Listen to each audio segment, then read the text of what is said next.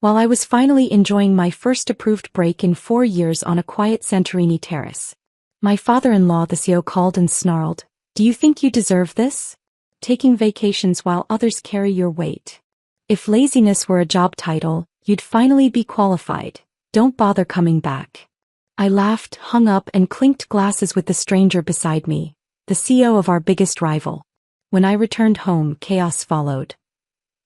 I watched Cole Blackwood accept congratulations for a contract I knew would destroy the company, and I couldn't breathe. We were in the executive conference room on a Tuesday morning.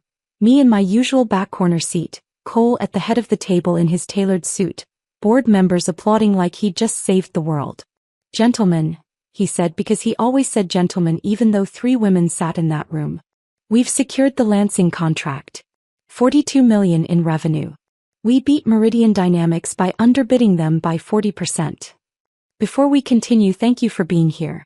If Avery's story resonates with you, please subscribe. We're so close to 100,000 subscribers and I'm hoping we hit that before New Year's Eve. It's free and helps these stories reach more women who need them.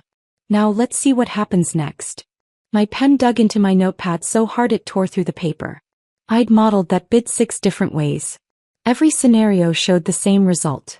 We'd lose money. The margins couldn't support the timeline. I'd written a 12-page risk analysis 3 weeks ago, walked Cole through every chart and projection. He'd glanced at it for 30 seconds and tossed it on his desk. "You think too small, Avery. This is how you crush competition." Now he stood there accepting praise for a decision that would bleed Blackwood Manufacturing dry, and my husband Garrett sat across the table giving me that look, jaw-tight, tiny shake of his head. "Don't question Dad. Not now. Not ever." 4 years I'd worked 70-hour weeks doing CFO-level strategy for a senior analyst salary while Cole's name went on every press release. 4 years of being the invisible architect behind every financial win, watching men take credit for my work. 4 years of making myself smaller and smaller, hoping someone would finally see my value. That morning, watching Cole celebrate a contract that would prove I'd been right all along, I realized something. They did see my value. They just didn't want to pay for it. And when I finally took my first vacation in 4 years, 10 days I'd requested 4 months in advance, approved in writing, Cole Blackwood called me in Santorini and fired me for abandoning my responsibilities. He thought he was ending my career. He had no idea he'd just set me free. But I'm getting ahead of myself. That Tuesday morning in the conference room, I sat in silence while Cole finished his victory speech. The board members stood, shaking his hand, clapping him on the shoulder. My analysis, the one that showed we'd lose at least 3 million on this contract, was probably still sitting on his desk, buried under golf magazines and industry awards with his name engraved on them. Garrett caught my eye as everyone filed out. He walked over, loosening his tie, that careful expression on his face I'd learned to read over 4 years of marriage. "Don't," he said quietly. "Don't what? Don't start with the 'I told you.' Dad's happy. The board's happy. Just let it be." I closed my notepad, the torn page crinkling under my fingers. "Garrett, we're going to lose money on this contract. Millions. The execution timeline alone. Avery." His voice dropped lower, almost a warning. "Dad's been doing this for 30 years. He knows what he's doing. I ran the numbers. You ran projections. Dad operates in the real world." He glanced toward the door where Cole was still talking to board members, then back at me. "Look, I know you work hard. Everyone knows that. But you need to trust that the people with more experience know what they're doing. The people with more experience. Not him specifically. Not Cole. Just the vague category of people who weren't me." I picked up my notepad and laptop. "I have work to do. Avery." But I was already walking out, past Cole and his admirers, past the conference room where I'd sat in the back corner for 4 years, waiting for someone to ask my opinion instead of just taking my work. My office was on the 3rd floor, a small interior room with no windows and a desk barely big enough for my dual monitors. Senior Financial Analyst. That's what the title on my business card said. That's what my salary reflected too. $78,000 a year in a city where studio apartments started at $2,500 a month. I did CFO work. Built financial models that guided million-dollar decisions. Restructured supplier contracts. Identified cost savings. Projected growth scenarios. But the title stayed the same and so did the pay because I wasn't a Blackwood by blood. I'd walked into this building 4 years ago as Garrett's fiancée, a Wharton MBA with a leather portfolio and enough naivety to believe competence mattered more than last names. Cole had shaken my hand at our engagement dinner, that iron grip of his, and said, "We could use someone with your brain around here, Avery. This family values intelligence." I'd believed him. I'd believed that my financial acumen would be rewarded, that my strategic thinking would earn me a seat at the table, that eventually the work would speak for itself. It did speak. Just not in my voice. Every strategy one built became our approach in Cole's presentations. Every cost-saving measure I identified became the leadership team's initiative in company-wide emails. My risk analyses were summarized into bullet points and presented by Garrett to the board, stripped of my name, my nuance, my warnings. I sat down at my desk and opened the Lansing contract file. The numbers were still there, stark and undeniable. At the bid price Cole had submitted, 40% below market rate, we'd barely cover materials costs. Labor would push us into the red. Any delays, any unexpected complications, and we'd be hemorrhaging money. But Cole didn't care about my projections. He cared about beating Meridian Dynamics, about the press release that would say Blackwood Manufacturing had undercut their biggest competitor. I stared at my screen until the numbers blurred. That evening I stayed late. The third floor emptied out by 6, but I was still there at 8, building contingency models for when the Lansing contract started losing money. As it would. And when it did, someone would need a plan to stop the bleeding. That someone would be me. The credit would go to someone else. Garrett texted at 9, "Working late again?" I typed back, "Finishing projections. Asterisk, don't stay too late. You need rest. Asterisk, rest." As if sleep was the problem. As if exhaustion was something I could fix with 8 hours and a good pillow instead of the systematic erasure of my contributions. I got home at 10:30. Garrett was already asleep or pretending to be. We'd stopped sleeping in the same rhythm months ago. Him in bed by 10, me stumbling in after midnight, both of us too tired or too distant to bridge the gap. I brushed my teeth in the ensuite bathroom, looking at my reflection in the mirror. Dark circles under my eyes that concealer couldn't quite hide. Hair pulled back in the same utilitarian ponytail I wore every day. The woman looking back at me seemed smaller than she should be, like I'd been compressing myself for so long I'd forgotten my original shape. The house was quiet. Our Brookline townhouse, bought with Blackwood money before we'd even gotten married, Garrett's name on the deed. I paid half the mortgage from my $78,000 salary. He paid the other half from his director-level income that was nearly double mine, even though his primary job seemed to be presenting my work to his father. I climbed into bed on my side, the left side, the side I'd claimed 4 years ago and never moved from. Garrett didn't stir. Somewhere between our wedding and our second anniversary, we'd stopped being partners. We'd become roommates who shared a mortgage and occasional meals and increasingly less conversation. I stared at the ceiling in the dark, thinking about the Lansing contract and Cole's dismissal of my analysis and Garrett's warning not to make waves. For years. I'd given this family 4 years of 70-hour weeks, 4 years of invisible labor, 4 years of watching my name disappear from my own work. And for what? The email arrived 3 weeks later, on a Wednesday night when I was working from the kitchen island, laptop open, mug of chamomile tea going cold beside me. Garrett was upstairs watching something on his iPad, the sound of explosions and dramatic music filtering down through the ceiling.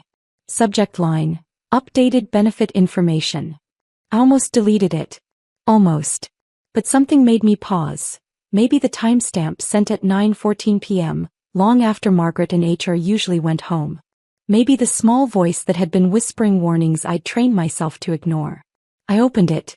My Keyman life insurance policy had been increased from $3 million to $18 million, effective immediately. I read it 3 times. $18 million. No explanation. No prior discussion. Just a clinical paragraph in corporate font notifying me that Blackwood Manufacturing now valued my death at 6 times what they'd valued it 3 months ago. My hands were shaking as I opened my calendar, scrolling back through project completions and milestones. The policy increase was dated March 18th. March 18th was 3 days after I'd finalized the supplier contract renegotiations that saved Blackwood $6 million in annual costs. 3 days. The knot in my stomach that had been tightening for months suddenly had a shape, a name, a cold mathematical logic that made my chest constrict. I grabbed my laptop and walked upstairs. Garrett was propped against the headboard, iPad on his lap, barely glancing up as I came in. "Garrett, did you know about this?" I turned the laptop screen toward him, showing the email. He squinted at it, then shrugged. "Life insurance? That's just HR stuff. Standard benefits. My policy was increased to $18 million. Okay." He looked back at his iPad. "That's good, isn't it? Means the company values you. Values me." The irony was so sharp I almost laughed. "Did anyone else get an increase?" "I don't know, Avery. I don't handle HR benefits." His tone was dismissive, distracted. "If you're worried about it, talk to Margaret." I did. The next morning I went down to the third-floor HR office, a cramped room with filing cabinets and a desk where Margaret had sat for 23 years, watching Blackwood children grow into Blackwood executives. "Margaret, I need to ask about my life insurance." She looked up from her computer and something flickered across her face. Discomfort. Maybe guilt. "Your policy, yes. Mr. Blackwood authorized the increase last month." "Why?" She shuffled papers on her desk, not meeting my eyes. "He said it was standard for executives performing high-value work." "I'm not an executive." "You perform executive-level responsibilities." The words sounded rehearsed. "Did anyone else receive an increase?" Her hands stilled. The silence stretched. "Margaret. I'm not at liberty to discuss other employees' benefits, Avery. I'm sorry."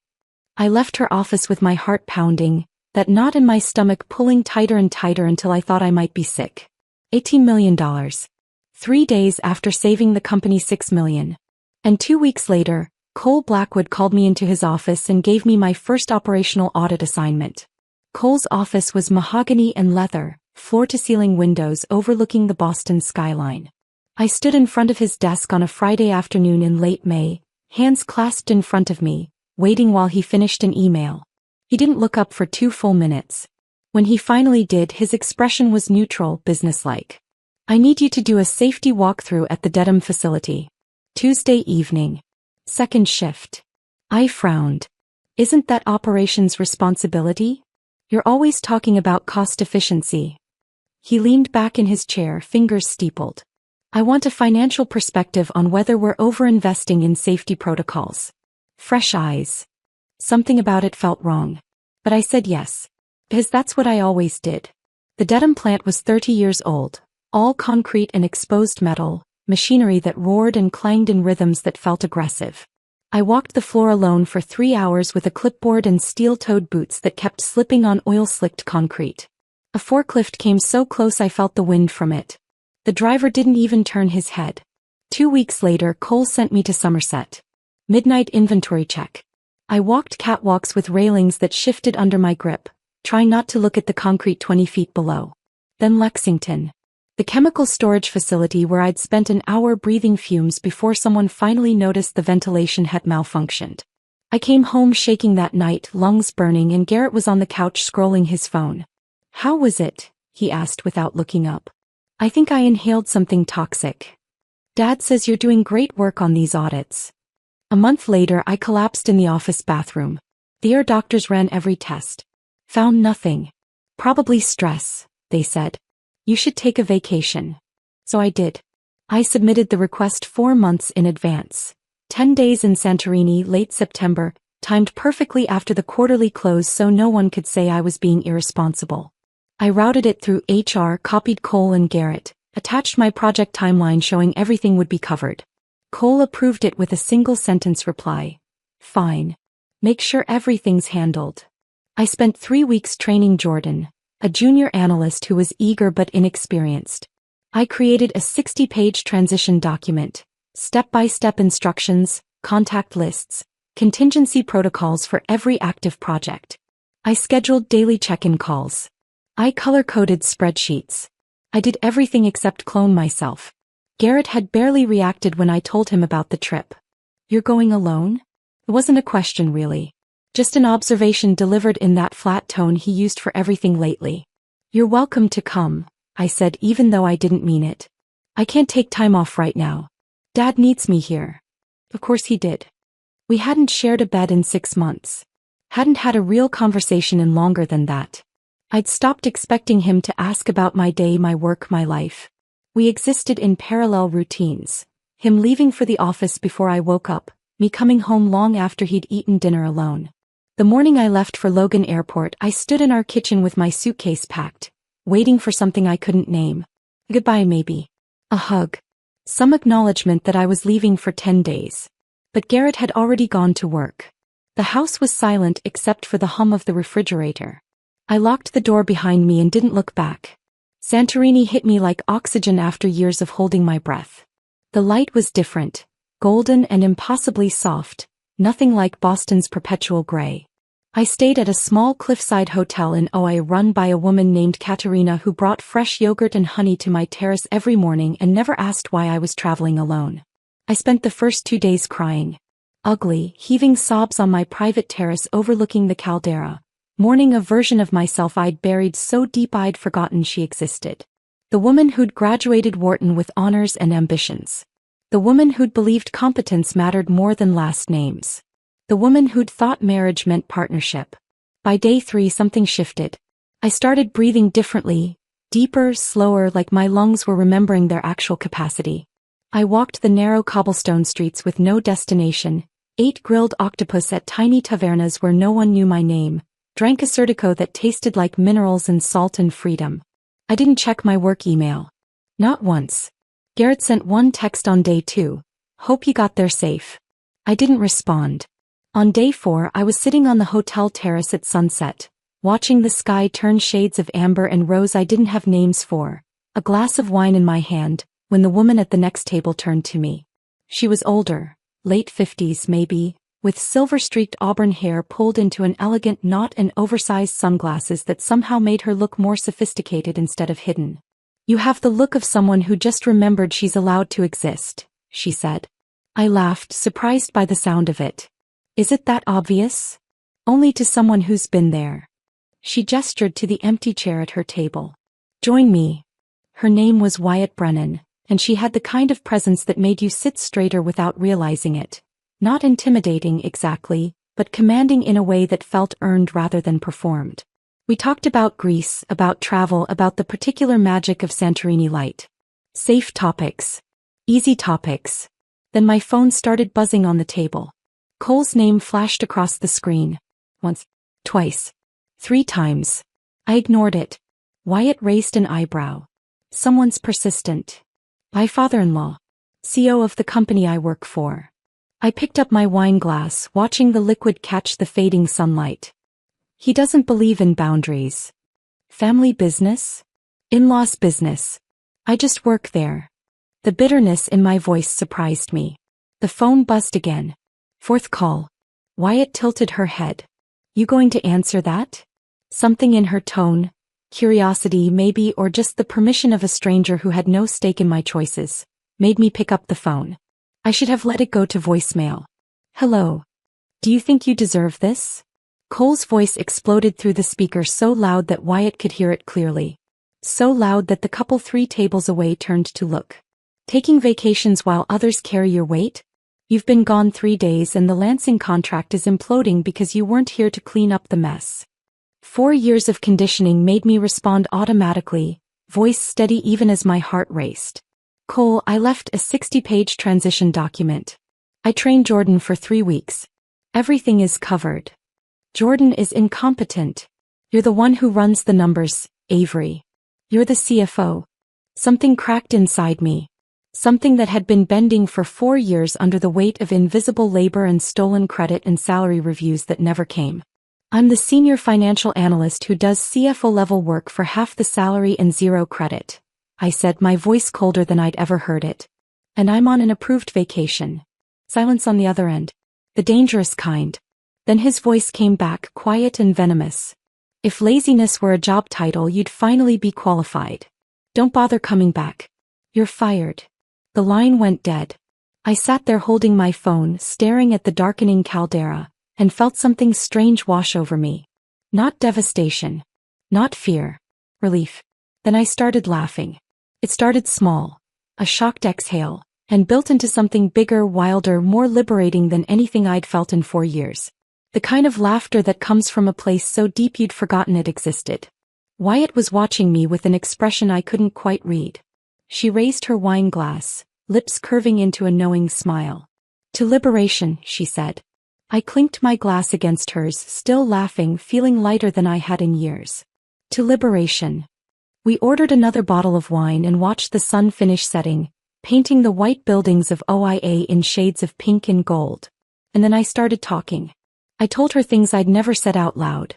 How Cole dangled the CFO title like bait for 4 years while taking credit for every strategy one built. How Garrett had slowly morphed from partner to puppet, echoing his father's dismissals. How I'd saved Blackwood $6 million in supplier negotiations and been told I was too emotional for leadership. How my life insurance policy had been increased to $18 million 3 days after that save. How Cole had started sending me on solo audits to facilities with broken equipment. How I'd collapsed from chemical fumes and been told to take a vacation. This vacation, that he'd approved without hesitation after blocking my requests for 2 years. Wyatt listened without interrupting, sipping her wine, her expression shifting from curiosity to concern to something harder. When I finished, she was quiet for a long moment. Then she reached into her bag and pulled out a matte black business card. "Wyatt Brennan," she said, sliding it across the table. "CEO of Meridian Dynamics." The name registered like a physical impact. Meridian Dynamics.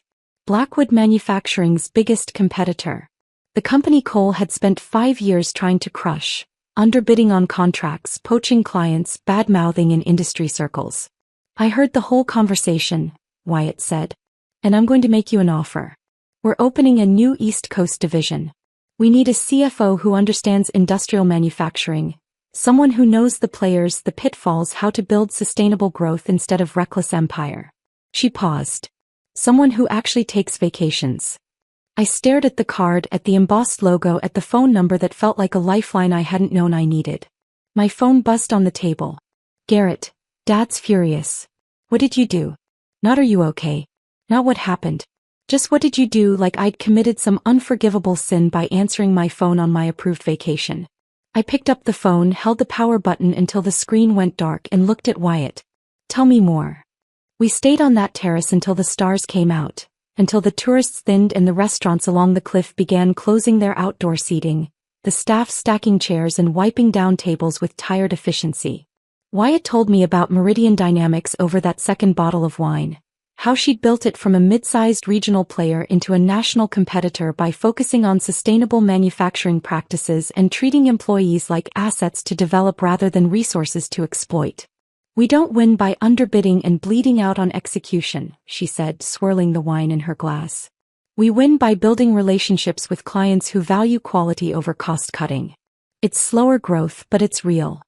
Everything she described was the opposite of Cole's approach. I told her I'd think about it.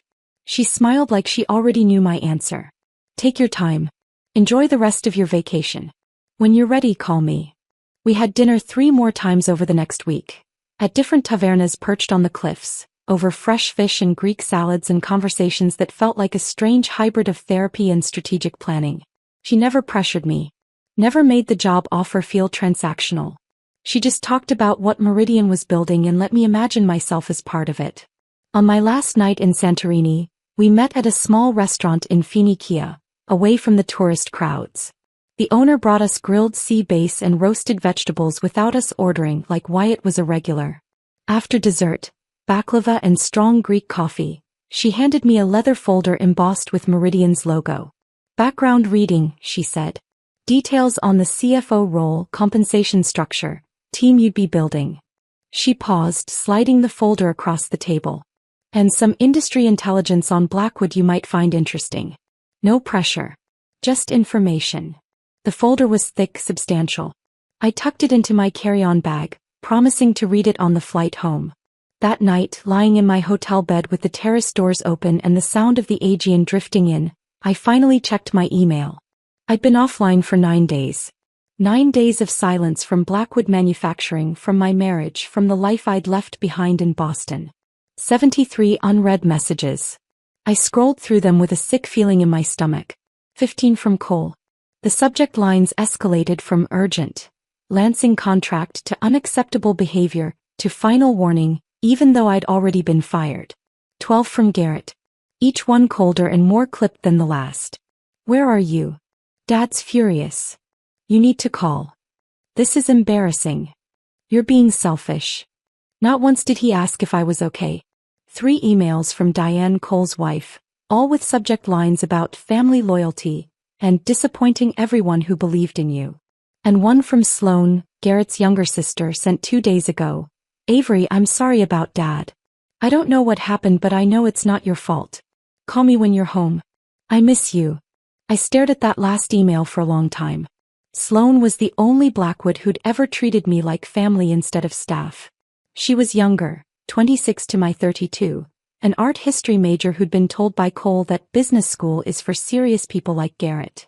She'd always been on the periphery of the family empire, decorative but not functional. We'd bonded over that shared invisibility. I didn't respond to any of the emails. Just closed my laptop and tried to sleep. The flight from Athens to Boston was 9 hours. I waited until we were cruising at altitude, the cabin lights dimmed and most passengers sleeping or watching movies on their seatback screens, before I opened Wyatt's folder. The first section was what I expected. Job description, salary range, equity package, benefits. All of it generous, professional, exactly what a CFO role should offer. The second section made my hands start shaking. It was a comprehensive analysis of Blackwood Manufacturing's financial health, compiled by Meridian's strategic intelligence team. Not corporate espionage. Everything was sourced from public filings, industry reports, supplier networks, and workforce data that any competent analyst could access. But put together, it was devastating. 9 contracts currently losing money. Not just Lansing, 8 others I'd flagged as risky over the past 2 years. Contracts Cole had pushed through despite my warnings, underbidding to steal market share without regard for execution costs. Deferred maintenance creating OSHA violations across 4 facilities. Equipment breakdowns increasing. Safety incidents trending upward. Supplier contracts renegotiated at terms that squeezed smaller partners to breaking point. 3 had already gone under. 2 more were on the edge.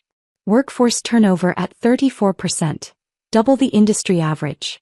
Exit interview data showing employees leaving because of toxic leadership and unsustainable workload. Meridian's analysts had modeled Blackwood's cash flow based on these public indicators. Their projection: insolvency within 18 months unless the company secured a major capital infusion or drastically restructured operations. I was reading about the slow-motion collapse of the company I'd spent 4 years trying to save. Then I reached the appendix. Executive compensation and benefits. A breakdown of salary, bonuses, equity, and insurance policies for Blackwood's leadership team. My life insurance policy wasn't the only one that had been increased. But it was the largest. $18 million. Up from $3 million. Authorized by Cole Blackwood 9 months ago. I checked the date. March 18th. 3 weeks after I'd finalized the supplier contract renegotiations that saved Blackwood $6 million in annual costs. The same month Cole had started sending me on operational audits. My coffee cup sat untouched on the tray table, going cold while I stared at that date. I pulled out my phone, still in airplane mode, and opened my calendar, scrolling back through the past 9 months with trembling fingers. March 18th. Life insurance increased. April 3rd. First operational audit. Dedham facility. Evening shift. Alone. April 17th. Somerset warehouse. Midnight inventory. Alone. May 8th. Lexington chemical plant, where the ventilation had malfunctioned. May 22nd. ER visit after collapsing in the office bathroom. Doctors found nothing. I cross-referenced each audit date with my work calendar. Every single one had been scheduled within 2 weeks of a major financial win I'd delivered for Blackwood. Dedham came after I'd identified cost savings in the production line. Somerset came after I'd restructured the logistics contracts. Lexington came after I'd caught an accounting error that would have triggered an audit. Each time I made the company money, Cole sent me somewhere dangerous. The pattern was there, stark and undeniable, and I couldn't believe I hadn't seen it before. Or maybe I had seen it. Maybe that knot in my stomach, that voice whispering warnings, had been seeing it all along. But 4 years of gaslighting had taught me not to trust my own instincts. I thought about true crime podcasts I'd listened to on my commute, stories about life insurance policies and convenient accidents, about people who disappeared during routine work assignments. I thought about that forklift at Dedham, how close it had come, how the driver's face had been obscured by shadows and he'd never even turned his head. I thought about the railing at Somerset that had shifted under my grip while I stood alone on a catwalk 20 feet above concrete. I thought about breathing chemical fumes for an hour at Lexington while the ventilation system was malfunctioning, and how no one had noticed until I'd already collapsed. I thought about the ER doctors finding nothing wrong and telling me I just needed rest. A vacation. A vacation Cole had blocked for 2 years, until suddenly 4 months ago he'd approved 10 days in Greece without hesitation. Almost eagerly. Like he wanted me gone. Or like he expected I wouldn't be coming back. The plane hit turbulence and my coffee cup rattled on the tray table. I grabbed it before it spilled, my hands shaking so badly I could barely hold it steady. Maybe I was paranoid. Maybe 4 years of psychological warfare had broken my ability to think rationally. Or maybe Cole Blackwood had increased my life insurance to $18 million, sent me on increasingly dangerous solo assignments, and then approved a vacation he'd been blocking for years because he was planning for me not to return from one of those audits. And when that hadn't worked fast enough, he'd fired me instead. The plane started its descent into Logan just after 11 p.m. I'd been planning to take an Uber back to Brookline to the townhouse I shared with Garrett, to unpack and shower and figure out my next steps. But sitting in the terminal with my carry-on and Wyatt's folder, staring at my phone as it reconnected to the network and messages started flooding in, I couldn't make myself do it. I couldn't walk back into that house. That marriage. That life. Not knowing what I knew now. I booked a room at the Marriott connected to the terminal. Checked in at midnight with my suitcase and my leather folder full of truths I couldn't unknow. The room was generic. Beige walls, industrial carpet, a bed that smelled like industrial detergent. I sat on the edge of it, still in my travel clothes, and stared at the wall. My phone buzzed. Garrett. You land yet? We need to talk. Not, I missed you. Not, are you okay? Not, welcome home. Just, we need to talk. Like I was a problem to be managed instead of a wife returning from vacation. I typed back, I'm staying at a hotel tonight. I'll come by tomorrow to get some things. His response came within seconds. Seriously? You're being dramatic. Dramatic. 4 years of invisible labor. An $18 million life insurance policy. A pattern of dangerous assignments timed to my successes. A firing during an approved vacation. And I was being dramatic. I turned off my phone, lay back on the stiff hotel pillows and stared at the ceiling. For the first time in 4 years I felt something close to clarity. Cole Blackwood had fired me. Maybe he tried to kill me. Either way, I was done playing by his rules. I slept badly that night, waking every hour to stare at the hotel ceiling and listen to the muffled sounds of travelers wheeling luggage past my door. By 6 a.m. I gave up and took a shower that was too hot, standing under the scalding water until my skin turned pink and I felt almost human. I needed clothes, toiletries, my laptop charger, the basics of existing, which meant going back to the townhouse. I arrived at 10 a.m., parking my rental car on the street because the driveway was full. 4 cars. Garrett's BMW, Cole's Range Rover, Diane's white Tesla and Sloane's Audi. My stomach dropped. An intervention. I sat in the car for a full minute, hands gripping the steering wheel, debating whether to just drive away. But I needed my things. And some part of me, the part that had spent 4 years trying to prove my worth to these people, wanted to face them. The front door opened before I reached it. Garrett stood there in khakis and a button-down, arms crossed, expression tight and unreadable. We've been waiting for you. Not good morning. Not, how are you? Just, we've been waiting, like I was late to a meeting I'd never agreed to attend. I stepped inside without responding. They were all assembled in the dining room like a tribunal. Cole at the head of the table in his tailored suit, hands folded on the polished wood. Diane to his right, perfectly coiffed, pearls at her throat, wearing the practiced sympathy she deployed at charity events. Sloane tucked into the corner looking miserable, dark circles under her eyes. Garrett gestured toward an empty chair. Sit. I stayed standing. I'm just here to get some clothes. Sit down, Avery. Cole's voice had that edge of command he used in board meetings, the one that expected immediate obedience. I didn't move. He leaned back, studying me with those cold gray eyes. Did you enjoy your little tantrum in Greece? It wasn't a tantrum. It was a vacation. Approved in writing 4 months ago. He waved that away like it was irrelevant. You abandoned your responsibilities. The Lansing contract is falling apart. Jordan couldn't handle what you left him. The Lansing contract was always going to fall apart, Cole. I told you that in a 12-page risk analysis. You ignored it. The room went very still. You didn't contradict Cole Blackwood. Not in his presence. Not in front of family. That was the first rule I'd learned when I married into this dynasty. Garrett's jaw clenched. He took a step toward me, voice low and tight.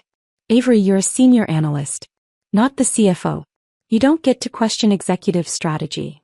There was 4 years of subtext finally spoken out loud. I looked at him.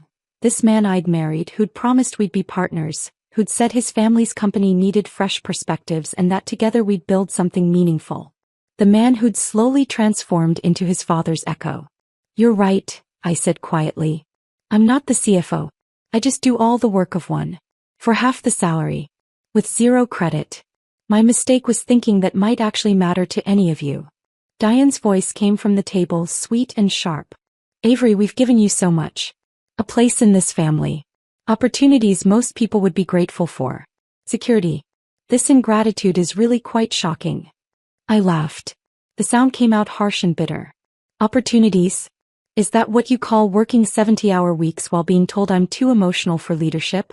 Having my strategies presented to the board with other people's names on them. I turned to look directly at Cole. Or maybe you mean the opportunity to risk my life doing solo safety audits at facilities with broken equipment, right after you increased my life insurance policy to $18 million? Cole's expression went carefully blank. Too carefully. That's standard executive coverage for high-value personnel. I'm not an executive. I'm a senior analyst. You've made that very clear. I crossed my arms. And the timing is interesting. The increase was authorized 3 weeks after I saved the company $6 million in supplier negotiations. The same month you started sending me to dangerous facilities. Alone. Sloane stood up suddenly, her chair scraping against the hardwood floor. Dad, what is she talking about? Cole shot her a warning look. Sloane, this doesn't concern you. Sit down. But Sloane was staring at me, her face pale. Avery, what do you mean? What life insurance policy? I pulled out my phone, opened the HR email I'd saved and slid it across the table toward her. She picked it up, read it, and the color drained completely from her face. Garrett snatched the phone from her hand. This is routine corporate policy. You're twisting it into something it's not. Then why wasn't anyone else's policy increased? My voice was steady now, cold with a clarity I hadn't felt in years. Why did the dangerous audit start right after? Why did I collapse from chemical fumes at Lexington? Why did the ear doctors find nothing wrong but tell me I needed a vacation? A vacation Cole had been blocking for 2 years until suddenly he couldn't approve it fast enough. The table had gone silent. I could see them processing, calculating. Diane's expression of practiced sympathy faltering into something harder. Garrett's defensive confusion warring with doubt. Sloane's dawning horror as she looked from me to her father. Cole alone remained calm. Too calm. His fingers were still folded on the table, his posture relaxed, but his eyes had gone flat and dangerous. You're being paranoid, he said. 4 years of stress have clearly taken a toll on your mental health. Don't. The word came out sharper than I intended. Don't gaslight me. Not now. I've spent 4 years doubting my own instincts because you convinced me I was too emotional, too cautious, too small-minded. But I'm done with that. I pulled Wyatt's folder from my bag and dropped it on the table. Meridian Dynamics did an analysis of Blackwood Manufacturing's financial health. 9 contracts losing money. OSHA violations across 4 facilities. Workforce turnover double the industry standard. Cash flow projections showing insolvency within 18 months. I looked at Cole. You're not building an empire. You're running a company into the ground. And I was the one holding it together while you took credit and planned for my convenient exit. Cole's mask finally cracked. His voice came out cold and lethal. Where did you get that information? Does it matter? If you've been sharing confidential information with our competitors. Everything in that folder is from public sources. Industry reports. Supplier networks. Workforce data. I met his gaze. You want to know what's really in there? The truth you've been hiding from your board. From your investors. From everyone. He stood slowly, both hands flat on the table. You're fired, Avery. That hasn't changed. He slid a stack of papers toward me. Separation agreement. Non-disclosure. Non-compete covering 24 months and the entire industrial sector on the East Coast. Sign it, take your $60,000 severance and disappear quietly. I picked up the papers. My hands were steady. Underneath the separation agreement were divorce documents. Garrett's signature already there, dated 3 days ago, while I'd still been in Santorini. My chest went hollow. I looked at Garrett. You filed for divorce while I was on vacation? He wouldn't meet my eyes. Dad said it was best to handle everything at once. Clean break. Everything at once. My job. My marriage. My entire life dismantled like a failed quarterly report. You signed these 3 days ago, I said. Before I even came home. Avery. You'd already decided. All of you. I looked around the table. This isn't an intervention. This is an execution. Diane's voice was crisp. We're giving you a generous severance. Most people in your position would be grateful. $60,000. I set the papers down. For 4 years of CFO level work. While you pay actual executives 4 times that as a starting bonus. Cole's patience was gone. You have 72 hours to sign. After that, we rescind the offer and make this very ugly for you. No severance. No recommendations. We'll make sure no one in this industry hires you. I picked up my purse. Looked at Garrett one last time. At this man who'd promised to be my partner and had instead become my warden. You already made it ugly, I said. You just didn't expect me to survive it. Sloane stood up. Avery, wait. But I was already walking toward the stairs, toward the bedroom where I'd spent 4 years sleeping next to a man who'd stopped seeing me somewhere along the way. I packed quickly. Clothes, toiletries, my laptop, the few personal items that were actually mine. Everything fit into 2 suitcases and a duffel bag. When I came back downstairs, they were still sitting at the table. Garrett had his head in his hands. Diane was speaking quietly to Cole. Sloane was staring at her phone. She looked up as I passed, eyes red. I paused. Mouthed, I'm sorry, because she was the only one who'd never treated me like I was temporary. Then I walked out of that house and didn't look back. I loaded my bags into the rental car, hands shaking now that the adrenaline was fading. Sat in the driver's seat with the engine running, staring at the townhouse I'd never really belonged in. My phone buzzed. A text from Sloane, I believe you. I'm so sorry. Please be safe. I typed back, thank you. You too. Then I pulled Wyatt's business card from my wallet, stared at it for a long moment and dialed. She answered on the second ring. Avery. How are you? That job offer, I said. Is it still available? Absolutely. When can I start? How soon can you get to New York? Wyatt's voice came through the phone calm and steady, like she'd been expecting this call. Like she knew exactly how the intervention would go before I'd even walked through the door. I was sitting in my rental car outside the Brookline townhouse, bags packed in the trunk, hands still shaking from confrontation adrenaline. I need to handle some things first, I said. Sign the separation papers. Find a lawyer. Figure out where I'm staying. Don't sign anything without legal review. Cole will bury traps in that contract. She paused. And you don't need to figure out housing. Meridian keeps corporate apartments in Hudson Yards for executives in transition. You can stay there as long as you need. My throat tightened. Wyatt, I haven't even officially accepted yet. You called me. That's acceptance enough. I could hear the smile in her voice. Take the weekend. Get your affairs in order. Monday morning 9 a.m. come to Meridian. We'll make it official. After we hung up, I sat there for a long moment staring at the house through the windshield. Then I put the car in drive and left Brookline behind. That night I stayed at the Marriott again. Spread the separation papers across the hotel desk next to Wyatt's business card and tried to read through the legal language with exhausted eyes that kept blurring the text. Non-disclosure agreement. Standard enough. Non-compete clause. 24 months, entire industrial manufacturing sector, East Coast territory. $60,000 severance contingent on signing both. And underneath it all, the divorce papers with Garrett's signature already dry and legal. My phone buzzed. Sloan. Can we meet tomorrow? I need to talk to you. Please. I stared at the message. Sloan had looked horrified during the intervention, but she'd also sat there silently while her father threatened me. While Garrett presented divorce papers he'd signed behind my back. But her text from earlier, "I believe you," had felt genuine. I typed back, "Coffee. 10 a.m. Cambridge." Her response came immediately, "Thank you." I barely slept.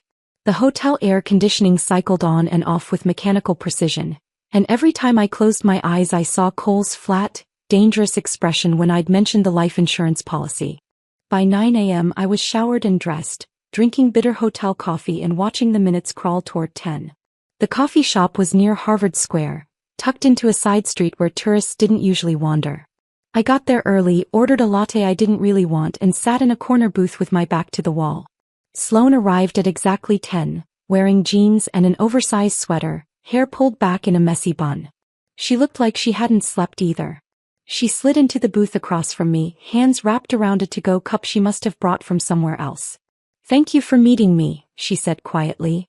"You said you believe me." "I do." She set down her cup, pulled out her phone, and her hands were shaking. "Avery, I need you to listen to something." She tapped her screen, turned up the volume slightly and pressed play. Cole's voice came through, muffled but unmistakable. "Insurance policy pays out to the company if something happens to her. 18 million. It solves our cash flow problem for the next 2 quarters while we restructure." Another voice, older, gravelly, "And you're sure the audits won't raise flags?" "Frank, I've been running this company for 30 years. I know how to manage risk assessments. As long as the facilities are documented as compliant after her visits, no one will question anything." "What if she figures it out?" "She won't. She's too busy trying to prove herself to see what's right in front of her." The recording cut off. I sat there feeling like someone had dumped ice water over my head. Sloane's eyes were red-rimmed. "I couldn't sleep after yesterday. I kept thinking about what you said, about the timing, about the audits. So around 2 in the morning I went downstairs. Dad's study door was cracked open. He was on the phone." She swallowed hard. "I recorded it through the door." My hands had gone numb. "Sloan. I know what this means. I know what he was planning." Her voice cracked. "Avery, I think my father tried to kill you." The words hung between us, stark and terrible. "If you testify to this," I said carefully, "if you give this recording to anyone official, Cole will destroy you. He'll cut you off. Turn the family against you. Make sure you have nothing." She laughed, and it came out bitter and broken. "He's already destroyed me. Just slowly over 26 years. Telling me I wasn't serious enough for business school. That art history was a cute hobby for someone who didn't have Garrett's discipline. That I should focus on finding a good husband instead of a career." She looked at me with fierce, desperate eyes. "You were the only person in that house who ever asked about my work. Who looked at my paintings like they mattered. Who treated me like I had a brain instead of just a trust fund. Sloan. I can't let him do this to you. I won't."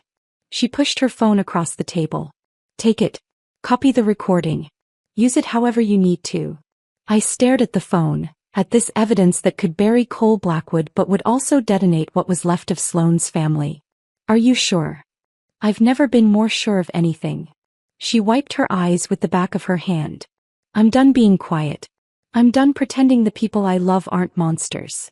I picked up the phone and forwarded the recording to myself. Watched the progress bar fill and the confirmation appear. Then I reached across the table and gripped her hand. "Thank you," I said, "for believing me. For being brave enough to do this." He squeezed back. "What are you going to do?" "I don't know yet. But I'm not signing Cole's papers until I talk to a lawyer." That afternoon I met with Patricia Strand in her office in downtown Boston. A corner suite with leather furniture and walls lined with law books and framed degrees from schools that mattered. She was maybe 55, silver hair cut sharp at her jawline, reading glasses perched on her nose as she reviewed the separation agreement I'd brought. She read in silence for 10 minutes, making occasional notes on a legal pad. Finally she looked up. This non-compete is unenforceable. I blinked. What? You were terminated during approved leave time. That's retaliatory termination, which violates Massachusetts employment law. The non-compete clause is overly broad. 24 months covering an entire industry sector is unreasonable restriction of trade. She tapped the document. If Cole tries to enforce this, we'll countersue for wrongful termination, and I'll make sure every detail comes out in discovery. The life insurance policy, the dangerous audits, the whole pattern. So I can just ignore it? No. Sign it. Take the severance money. Let Cole think he's won. He smiled sharp and knowing. Then go work for Meridian Dynamics. When he inevitably tries to sue you for breach, we'll destroy him in court and you'll probably end up with a much larger settlement. And the divorce? She flipped to those pages. Uncontested, no fault. You're not asking for anything except to dissolve the marriage. Sign it. Move on. He's not worth fighting over. I signed everything that afternoon. Separation agreement. Divorce papers. All of it. Patricia filed the documents while I sat in her office drinking water from a paper cup and feeling like I was shedding a skin I'd been trapped inside for 4 years. When I walked out of her building, the September air felt different. Lighter. I drove to New York that evening.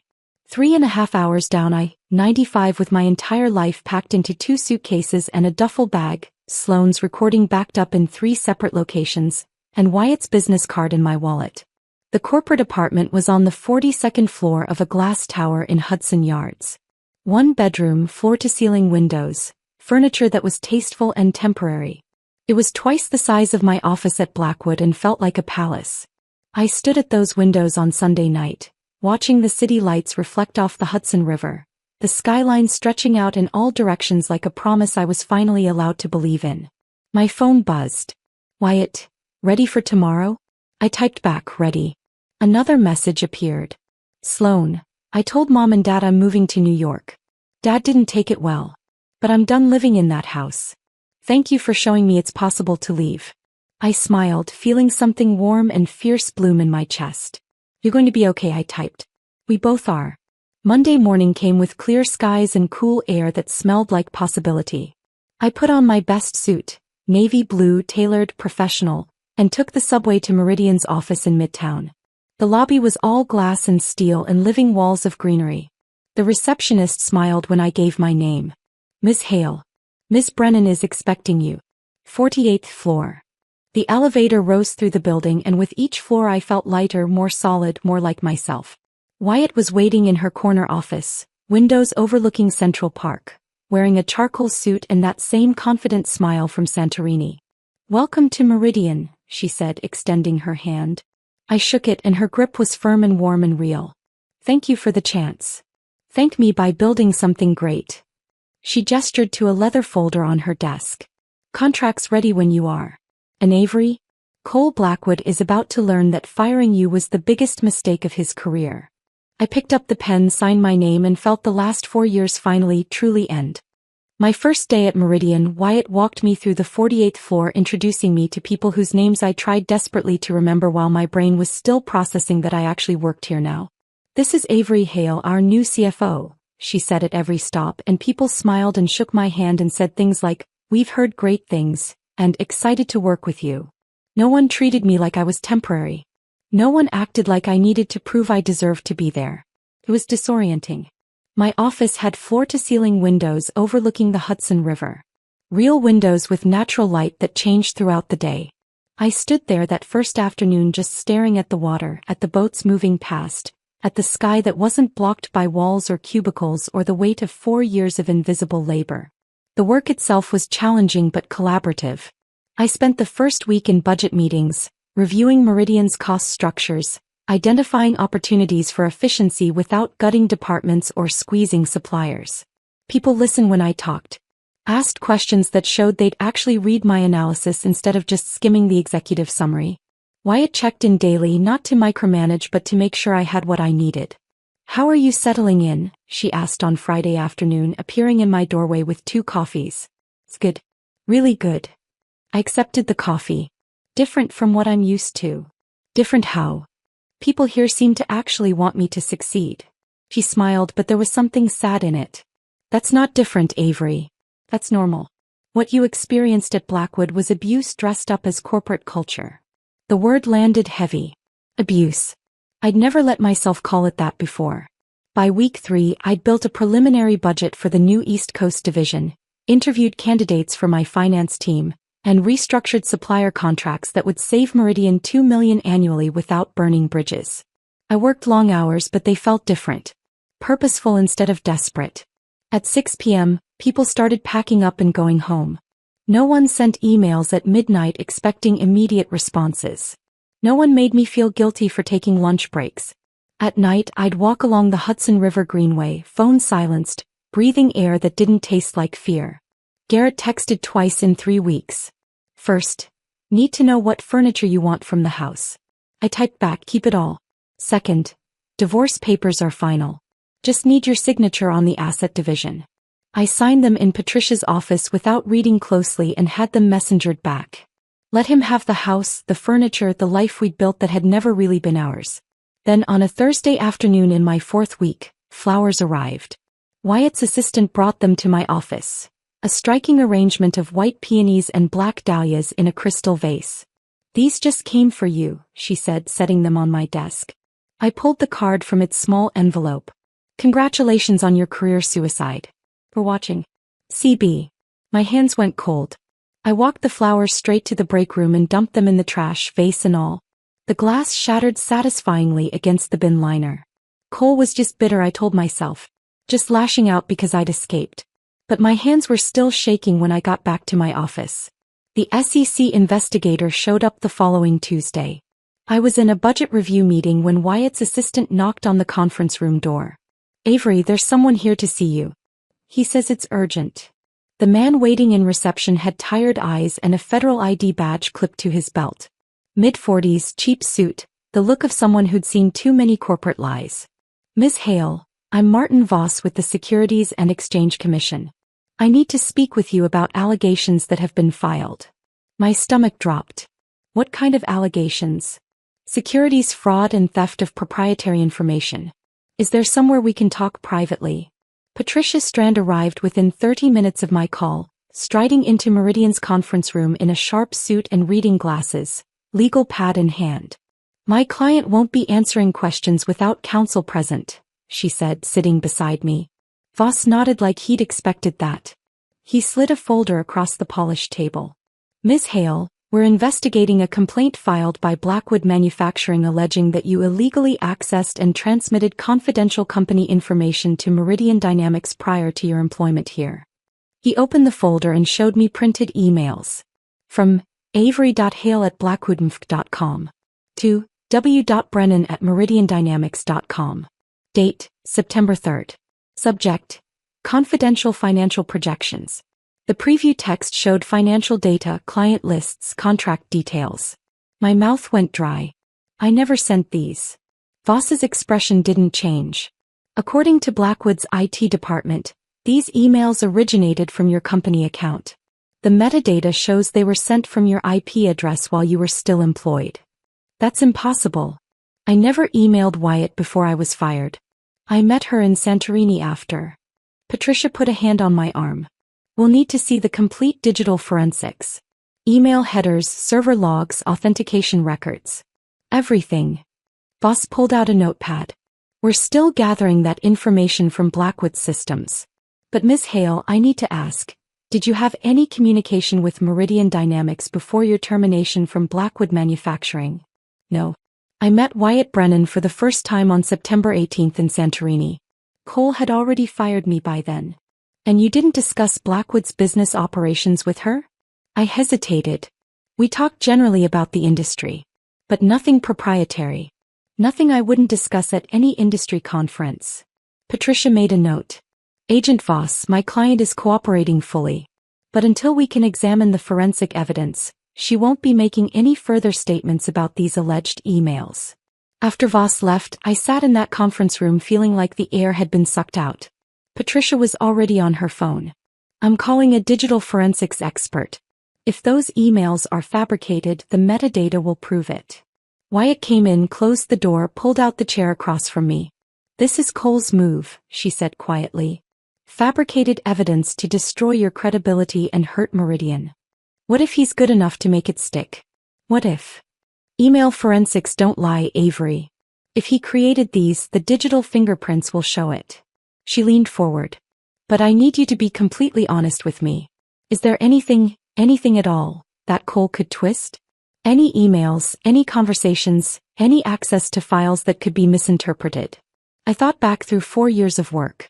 Through every email I'd sent, every file I'd accessed, every conversation I'd had. Nothing. I never discussed Blackwood business with anyone outside the company.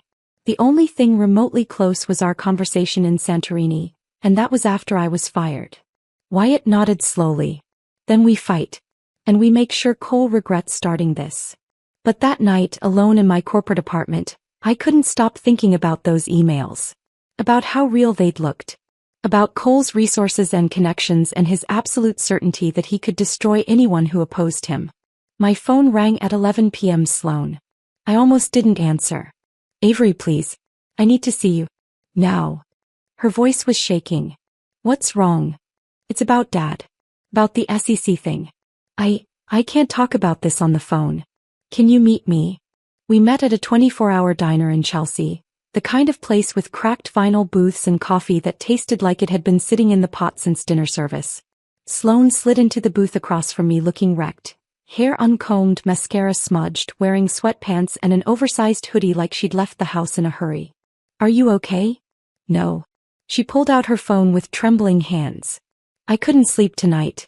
I kept thinking about what you said at the townhouse. About Dad. About the emails the SEC mentioned. So I went to his study around midnight. The door was cracked open. She tapped her phone, pulled up a voice recording, turned the volume low. Listen. Cole's voice came through, muffled but unmistakable. You're sure the emails look authentic? Another voice, older, nervous. Sir. Created them with administrator access, backdated to early September. Used her IP address from when she was still working here.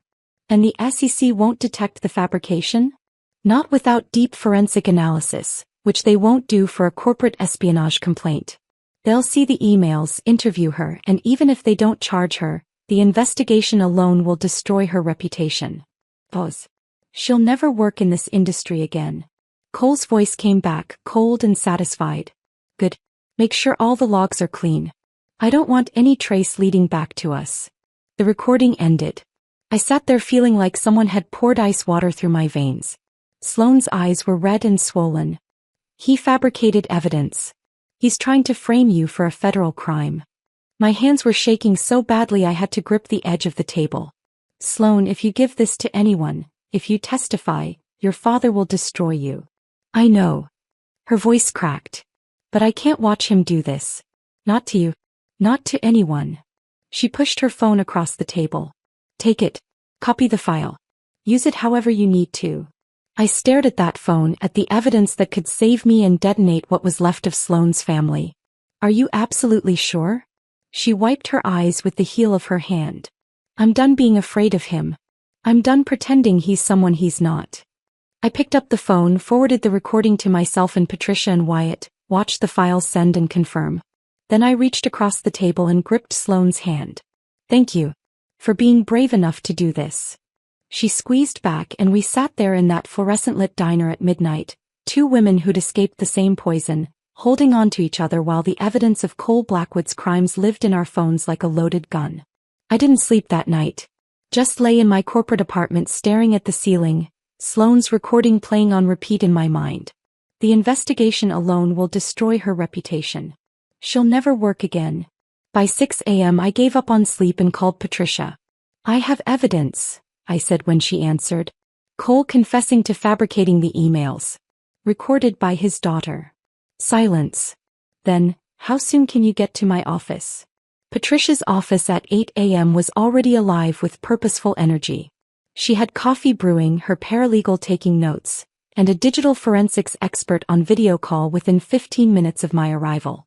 Sloane showed up at 8:30 looking exhausted but determined. Patricia listened to the recording 4 times, her expression growing more severe with each playthrough. Finally she set down her phone and looked at both of us. This is conspiracy to commit fraud, obstruction of justice and wire fraud, all federal crimes. Cole Blackwood just confessed to fabricating evidence in an active SEC investigation. She turned to Sloan. You understand what this means. Testifying against your father will destroy your relationship with your family. Possibly permanently. Sloane's hands were folded tight in her lap, knuckles white. I'm already estranged. They just don't know it yet. The only question is whether I do the right thing or keep being silent like I've done my whole life. Patricia nodded slowly. Then we move fast before Cole realizes what we have. The next week was a blur of documentation and preparation. I compiled everything, 4 years of performance reviews showing exemplary work, the termination email sent while I was on approved vacation, HR records of the life insurance increase dated 3 weeks after my supplier contract win, safety audit assignments with dates that corresponded to every major financial contribution I'd made. Patricia hired a whistleblower protection attorney for Sloan, a woman named Rebecca Torres who specialized in protecting witnesses in corporate fraud cases. Sloan gave a formal statement, had the recording authenticated by a digital forensics lab, signed affidavits about what she'd witnessed. I watched her do it with a mixture of gratitude and guilt. She was burning her family to the ground to save me. Are you sure? I asked her one afternoon in Patricia's conference room, after she'd spent 3 hours being deposed by Rebecca. She looked at me with red-rimmed but clear eyes. I've never been more sure of anything. What he did to you, what he was planning to do, it's evil. And I won't be part of it. We presented everything to the SEC on a Thursday morning. Patricia had scheduled a meeting with Martin Voss and his supervisor, an agent named Sandra Pierce who had 25 years of experience and the kind of sharp, assessing gaze that missed nothing. The SEC's New York field office was all security checkpoints and beige walls and the particular smell of government buildings everywhere. We sat in a windowless conference room, me, Patricia, Sloan, Rebecca, and the 2 SEC agents, while Patricia laid out the case like she was prosecuting it herself. She started with the fabricated emails, showing the forensic analysis that proved they were created with administrator privileges weeks after I'd left Blackwood, backdated to look authentic, sent from IP addresses I'd never accessed. Then she played Sloane's recording. Cole's voice filled the room, cold and calculating, discussing the fabrication like it was a routine business transaction. When it finished, Pierce's jaw was tight with barely controlled anger. Miss Hale, I owe you an apology. You were never the subject of this investigation. You were the victim. She looked at Sloan. And Ms. Blackwood, what you've done here took extraordinary courage. You're now a federal whistleblower and we'll make sure you're protected. Voss was already on his phone. I'm calling the U.S. Attorney's Office. We need arrest warrants drawn up today. Patricia pulled out another folder. There's more. Evidence suggesting Cole increased Ms. Hale's life insurance policy to $18 million, then systematically sent her on dangerous solo audits at facilities with safety violations. We believe this may constitute attempted harm or reckless endangerment. Pierce took the folder, scanned through it, and her expression darkened. We'll need to investigate this further, but if the pattern holds... She looked at me. Ms. Hale, your former father-in-law may be facing additional charges beyond evidence fabrication. The words hung in the air. Attempted harm. Someone finally saying out loud what I'd been too afraid to name. The arrest happened on a Tuesday morning. I was in my office at Meridian reviewing quarterly projections when Wyatt appeared in my doorway, face serious. Turn on the news. I pulled up CNBC on my computer. The headline was already scrolling. Breaking. Industrial CO arrested on federal fraud charges. The footage showed Cole being walked out of Blackwood Manufacturing headquarters in handcuffs, flanked by federal agents, his face contorted with rage and disbelief. Behind him, through the glass walls, I could see employees standing frozen at their desks, watching their CO being taken away. The news anchor's voice provided narration. Cole Blackwood, CEO of Blackwood Manufacturing, has been arrested and charged with conspiracy to commit fraud, obstruction of justice, and wire fraud. These charges stem from allegations that Blackwood fabricated evidence in an SEC investigation targeting a former employee. If convicted on all counts, he faces up to 20 years in federal prison. My phone started buzzing immediately. Reporters, former colleagues, people I hadn't spoken to in months suddenly wanting statements. One voicemail from Diane Cole's wife, her voice dripping venom. "You've destroyed this family. I hope you're proud of yourself, you ungrateful."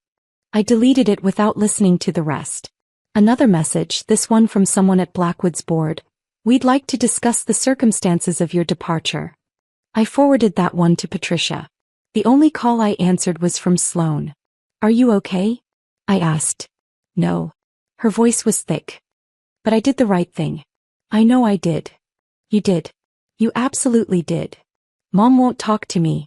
Garrett called me a traitor. Dad's lawyer is trying to claim I fabricated the recording." She laughed, bitter and broken. "But I'd do it again. I'd do it 1,000 times. The trial lasted 4 weeks. I didn't attend. Patricia said I didn't need to. My deposition and documentation were entered as evidence, and my presence in the courtroom might turn media attention on me instead of on Cole's crimes. But Patricia sent me daily updates. Sloan testified for 6 hours over 2 days. Patricia said she was extraordinary, calm, detailed, unflinching. She walked the jury through years of watching her father manipulate people, treat employees as disposable assets, prioritize profit over safety and ethics. When the prosecutor played her recording, the courtroom went silent. Neil Garson, Blackwood's IT director, had taken a plea deal early and testified against Cole. He confirmed under oath that he'd fabricated the emails at Cole's direct instruction, using administrator access to create false evidence that was then presented to federal investigators. The forensic evidence was damning. Metadata that showed creation dates weeks after my termination. Server logs that proved the emails never actually traversed any network. Digital fingerprints that tied everything back to Blackwood's IT systems. The defense tried to argue entrapment, claiming Sloan had manipulated the conversation. But the recording was too clear, too damning, and Cole's own words sealed his fate. The jury deliberated for 3 hours. Guilty on all counts. I was in a budget meeting when Patricia called with the verdict. I excused myself, walked to my office, closed the door, and just stood at the window looking out at the Hudson River. Guilty. Cole Blackwood, the man who'd dangled promotions I'd never receive, who'd taken credit for my work, who'd increased my life insurance and sent me into dangerous facilities, who'd fired me for taking a vacation and then tried to frame me for federal crimes, was guilty. Sentencing came 2 weeks later. 18 to 22 years in federal prison. I watched the news coverage from my apartment that evening, glass of wine in hand, sitting on my couch in the corporate housing that had somehow started feeling like home. The reporter stood outside the courthouse.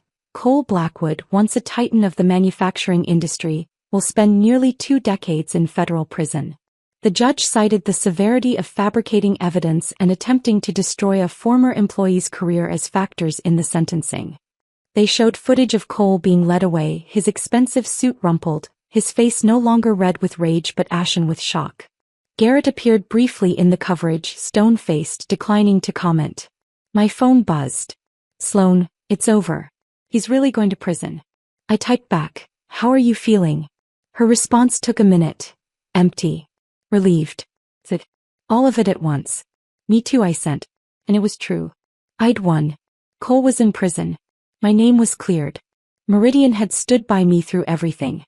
But victory didn't taste like triumph. It tasted like ashen endings and the hollow satisfaction of watching someone destroy themselves while you stood at a safe distance. I finished my wine, set down the glass, and looked around my apartment, at the life I was building, at the city lights beyond my windows, at the future that was finally, truly mine. Cole Blackwood had tried to erase me. Instead, I'd erased him. The wheel had turned. Justice had been served. And somehow it still felt like I'd lost something I couldn't name. The hollow feeling didn't go away. Thought it would. Thought that watching Cole get sentenced, seeing justice actually work for once, would bring some kind of closure that felt satisfying instead of just empty. But 3 weeks after the sentencing, I was still going through the motions. Working long days at Meridian, walking home along the Hudson, eating takeout in my corporate apartment while the city glittered outside my windows like a promise I'd forgotten how to believe in. Wyatt noticed. "You're doing excellent work," she said one afternoon in my office, "but you look like you're running on fumes.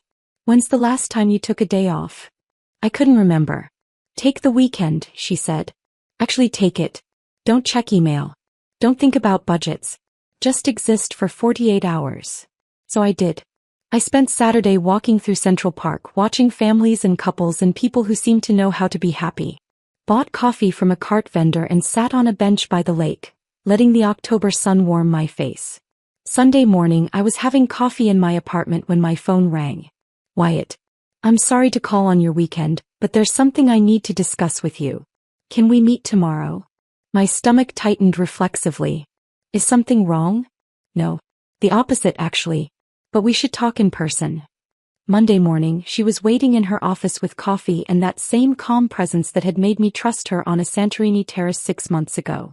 Blackwood Manufacturing filed for Chapter 11 bankruptcy, she said without preamble. It was announced this morning. I set down my coffee. When? The filing went through over the weekend. They're liquidating assets to satisfy creditors. She pulled up something on her tablet, turned it toward me. Their precision equipment division is being sold. It's the only profitable piece of the company, strong workforce, solid contracts, good equipment. Worth about $65 million as a going concern. I could see where this was going. You want to acquire it. I want Meridian to acquire it. But only if you're comfortable with that. She set down the tablet. Avery, I know this is complicated. That was your workplace for 4 years. But Cole's in prison. The board forced Garrett to resign. The company is being dismantled by bankruptcy trustees who just want to maximize value for creditors. And you want me to lead the acquisition. You know that division better than anyone. You know the contracts, the workforce, the operations. If we're going to do this, I need your expertise. She paused. But if it's too much, if it feels like we're picking over bones, we can walk away. There are other opportunities. I looked out her window at the Manhattan skyline, at the city that had become my refuge. 200 people worked in that division. Good people who'd just been trying to do their jobs while Cole played power games with their livelihoods.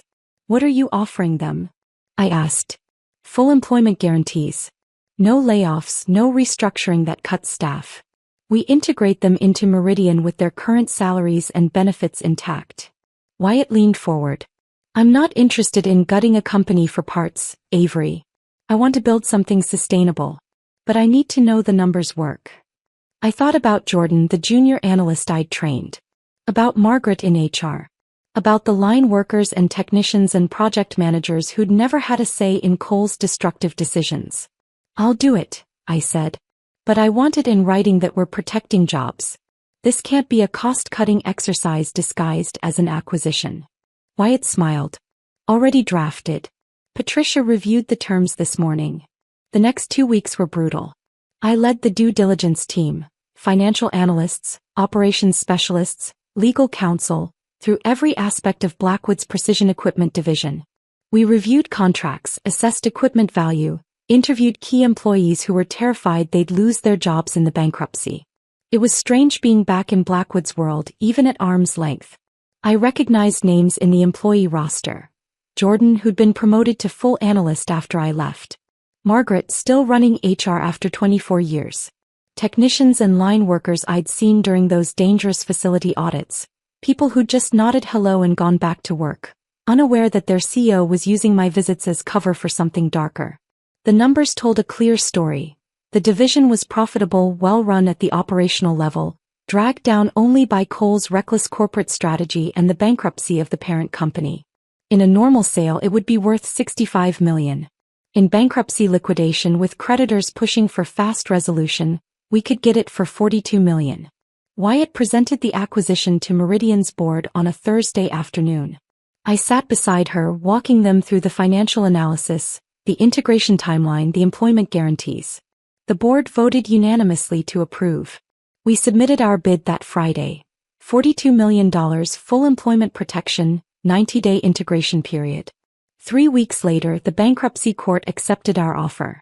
Blackwood Manufacturing's most valuable asset, the division I'd helped build with 4 years of invisible labor, was now part of Meridian Dynamics. The night the deal closed, I was in my apartment finishing paperwork when my phone buzzed. Sloan, I saw the news about the acquisition. You saved 200 jobs. Thank you for that. I typed back, how are you doing? Better. I moved to New York last month. Working at a gallery in Chelsea. Trying to figure out who I am when I'm not a Blackwood. Want to get coffee this weekend? I'd love that. We met at a small cafe in the West Village on Saturday afternoon. Sloane walked in looking completely different. Hair cut short and dyed auburn, wearing jeans and a vintage leather jacket, no trace of the careful polish the Blackwood family required. She looked lighter. Younger. Free. You look good, I said as she slid into the seat across from me. I feel like I'm becoming a real person. She smiled, but it was tinged with sadness. Mom won't talk to me. Garrett sends occasional texts asking if I'm okay, but he won't meet in person. Dad's attorney tried to get me to recant my testimony, said I'd been manipulated. I'm sorry. Don't be. I chose this. She wrapped her hands around her coffee cup. Are you happy, Avery? Really happy? I thought about that question, about the work I was doing, the team I was building, the apartment that had stopped feeling temporary. Getting there, I said. One day at a time. Me too. She looked out the window at people passing by. I keep thinking about what you said that day at the townhouse. About how they saw your value but didn't want to pay for it. That's been true my entire life. They saw me but only as decoration. As someone to marry off strategically or trot out at charity events. What are you going to do now? I'm taking art classes at SVA. Painting again. The gallery job doesn't pay much, but I don't need money. I have my trust fund, and unlike Dad, I can't take that away. I'm just trying to figure out who I am when I'm not performing for an audience. We sat there for 2 hours talking about New York and art and the strange relief of starting over. When we finally left, she hugged me tight on the sidewalk. Thank you, she said, for showing me it was possible to leave. You did that yourself. We did it together. Walking home through the village as afternoon turned to evening, I thought about everything that had happened in 6 months. Cole was in federal prison in Pennsylvania. Appeals denied, facing 18 years behind bars. Blackwood Manufacturing had collapsed under the weight of his ego and fraud, liquidated in bankruptcy. Garrett had fled to Portland trying to escape the family name. Diane had retreated into bitter silence. And I was the CFO of a growing company, living in a city I loved, with a bank account that proved my worth in numbers Cole could never manipulate. I'd won. But it didn't feel like victory. It felt like survival.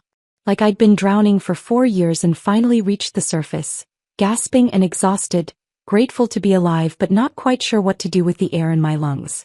That evening, I stood at my apartment window watching the sun set over the Hudson, the sky turning shades of orange and pink that reminded me of Santorini. My phone buzzed. A message from Wyatt. Integration meeting at 9 a.m. tomorrow. You did incredible work on this acquisition. Thank you. I smiled. Typed back. Thank you for believing in me. Her response came quickly.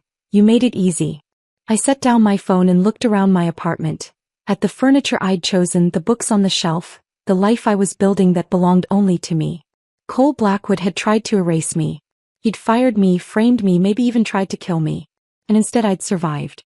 Built something better. Turned his weapons into my armor. I thought about revenge. About what it's supposed to feel like when the villain finally falls. The movies make it look triumphant. Satisfying. Clean.